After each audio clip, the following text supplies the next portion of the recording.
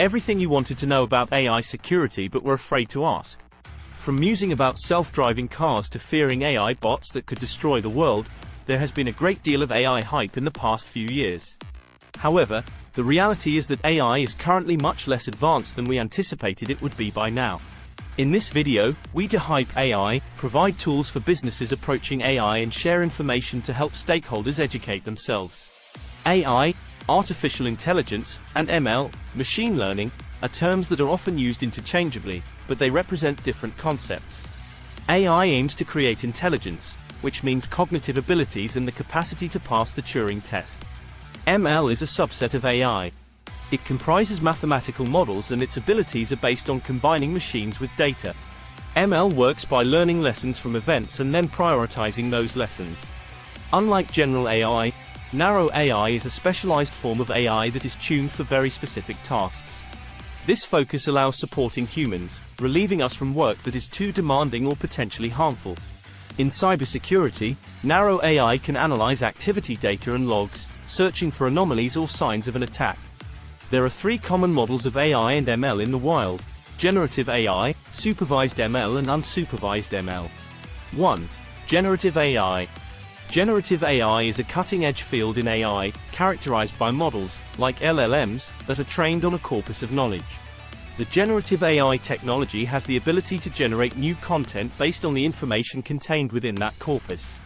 Examples of generative AI applications include ChatGPT, Bing, Bard, DALL-E, and specialized cyber assistants, like IBM Security Q Radar Advisor with Watson or MSFT Security Copilot.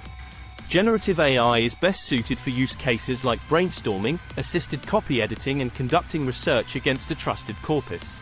Cybersecurity professionals, like SOC and Fusion teams, can leverage generative AI for research, to help them understand zero-day vulnerabilities, network topologies, or new indicators of compromise, IOC.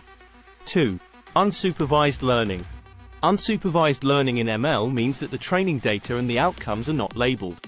This approach allows algorithms to make inferences from data without human intervention, to find patterns, clusters and connections. Unsupervised learning is commonly used for dynamic recommendations, like in retail websites. In cybersecurity, unsupervised learning can be used for clustering or grouping and for finding patterns that weren't apparent before. For example, it can help identify all malware with a certain signature originating from a specific nation-state. It can also find associations and links between datasets. For example, determining if people who click on phishing emails are more likely to reuse passwords. Another use case is anomaly detection, like detecting activity that might indicate an attacker is using stolen credentials. 3. Supervised learning. In supervised learning, the training data is labeled with input-output pairs, and the model's accuracy depends on the quality of labeling and dataset completeness. Human intervention is often required to review the output, improve accuracy, and correct any bias drift. Supervised learning is best suited for making predictions. In cybersecurity, supervised learning is used for classification, which can help identify phishing and malware. It can also be used for regression, like predicting the cost of a novel attack based on past incident costs. Supervised learning is not the best fit if there's no time to train or no one to label or train the data. It's also not recommended when there is a need to analyze large amounts of data, when there is not enough data, or when automated classification, clustering is the end goal. 4. Reinforcement learning. Reinforcement learning, RL, occupies a space between fully supervised and unsupervised learning and is a unique approach to ML. It means retraining a model when existing training fails to anticipate certain use cases. Even deep learning, with its access to large datasets, can still miss outlier use cases that RL can address. When engaging with AI and AI-based solutions, it's important to understand AI's limitations, risks and vulnerabilities. The Artificial Intelligence Risk Management Framework by NIST is a set of guidelines and best practices designed to help organizations identify, assess and manage the risks associated with the deployment and use of artificial intelligence technologies. The framework consists of 6 elements. AI can provide the wrong information, which is also known in Gen AI as hallucinations. It's important that companies can validate the AI they're adopting is accurate and reliable, ensuring that the prompted information isn't shared with other users, like in the infamous Samsung case. Attackers are using AI for cyber attacks. Organizations should ensure the AI system is protected and safe from attacks and can successfully thwart attempts to exploit it or use it for assisting with attacks.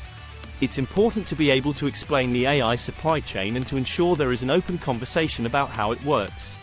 Ensuring the prompted information is protected and anonymized in the data lake and when used. This is one of the most important elements. It means managing harmful bias. For example, there is often bias in AI facial recognition, with light-skinned males being more accurately identified compared to women and darker skin colors. When using AI for law enforcement, for example, this could have severe implications. In the near future, it will be very common for vendors to offer generative AI capabilities. Here is a list of questions to ask to support your educated choice.